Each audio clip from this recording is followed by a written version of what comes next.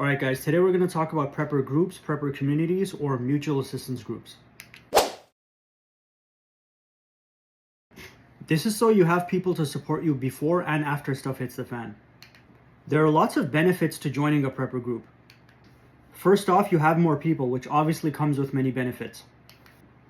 If you have more people around you, then you have more people to protect you and your location after stuff hits the fan.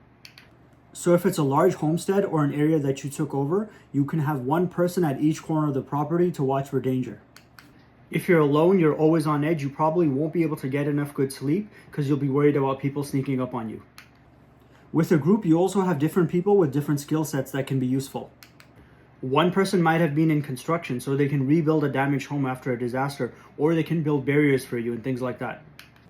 Another person might be a plumber who can fix your plumbing issues. You could have someone who's a really good cook who can put together a lot of things with all the ingredients that you have. Another person might be medically trained, so they'll be able to treat someone who's sick or injured. That's useful to know about a person when letting them in your group or if you're joining a group that's already been formed. You also have the benefit of socializing and speaking to people. If you're in a really bad situation like a disaster or something like that, you have someone to speak to and joke with who can take your mind off things. You know that you have someone who's going through the same things you are. Even now, while life is normal, if you have a reliable group of preppers, you might have someone you can call on if you're far away and your car breaks down on a camping trip or something like that, and the tow company can't get to you. You also have people you can learn things from before and after the collapse. A prepper group will have people who are really good at survival skills, so they can obviously teach you things. So one person might be able to show you how to start a fire without matches. Another might show you about wild edibles in your area. Another person might be really good at gardening. You might have someone who's military trained that can teach you basic infantry tactics. So everyone can meet up and teach each other skills that they have that'll be useful after a major emergency happens. Your prepper group will be most valuable after a disaster.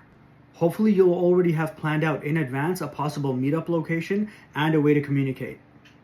If something serious happens, you might all have one location where you're going to be spending a long period of time or possibly the rest of your life at. So everyone will gather their supplies and go there. And it may not be like that. You may all decide to stay at your individual homes. But if you all have a designated meetup location, like a centralized location, this could be a member of your community's home. This could be a cottage, it could be somebody's cabin, it could be a location in the woods that's far away from the rest of society. Now the question I get a lot is, how do you join a prepper group or a community? It could really be as simple as going on Google and typing your city name followed by prepper group. Now, just a quick tip from me about prepper groups is that if you join one and you're getting a bad feeling or you feel like you're trying too hard to fit in, just leave the group. Don't leave right away, give it at least a week or two, but after that, if it doesn't feel right, leave the group. There are groups who don't like people of a certain color, even though if it's a good person who isn't acting like a thug and has a useful skill, it shouldn't really matter what color they are. And there are also groups who think that women shouldn't be involved in prepper groups. Even though based on my experience, women tend to have a multitude of skills that will be useful after SHTF. There are also much more women now who have self-defense skills and spend a lot of time at the range. I think that bias and exclusion based on race, gender, or anything else can really undermine the effectiveness of a prepper community. So what I'm getting at with this is, if you're getting a bad feeling, trust your gut and leave. Okay, so let's get back to talking about how to find a prepper group. Okay, so after you Google it and you find a group, they usually have their own website or they have some sort of Facebook group. Once you're on the website, they'll have some sort of chat feature or they'll have a link to a WhatsApp or Telegram group. It could even be a Discord community. If they have a chat feature, introduce yourself, start talking to people, and ease your way in. Now, some of you may decide you just want to talk, but they have meetups as well. They'll have specific days like on the weekend where everybody meets up, which they'll announce on the page. This could be a socializing event, or they might have a training day where they're meeting up to teach you about something like GMRS radios. Another place you might meet people is at the range. You could start talking to someone and find out they have a preparedness mindset, which they most likely will. Even at something like a combat training course, you'll meet up with people, make some friends, and find out that they're into prepping. Now, you may not want to find or join a prepper group. You might want to start one yourself with people that you know. It could be your neighbors who you're friendly with and are into the same things that you are. It could be your family, it could be your friends, maybe you have a lot of cousins. If they aren't already into prepping, maybe you could convince them. You do this by having conversations with them and telling them about what's going on in the world.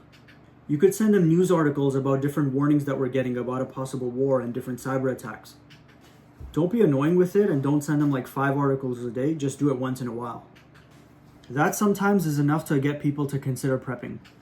The group might end up forming like default because all your friends and family know that you're a prepper and may show up at your door after a disaster. You could decide to tell them to go away, or you can make them join you and put them to good use. You can tell them to bring supplies from home, let them know that they're going to have to work to eat and live with you. Having that tough conversation at the beginning will help set the ground rules and avoid issues later. You don't want a situation where they're on your couch eating MREs while you're out gathering water and gardening and watching over your property. So hopefully they're going to do chores, cook, gather water, and keep watch. The good part about this is you can trust these people more than an outsider because you already know them. Hopefully you can trust them and rely on them to protect you and not snake you. This is something I mentioned on X a few weeks ago. Having a prepper community or group will be helpful when surviving after SHTF, but if it isn't possible, having a few mentally and physically strong people who have your back 100% is good enough. Alright guys, that's it for today's video. Make sure to like and subscribe, and also let me know what your opinion is on prepper groups. Do you think it should be formed with outsiders? Should it be formed within your family? Or should you try and do everything solo? Let me know.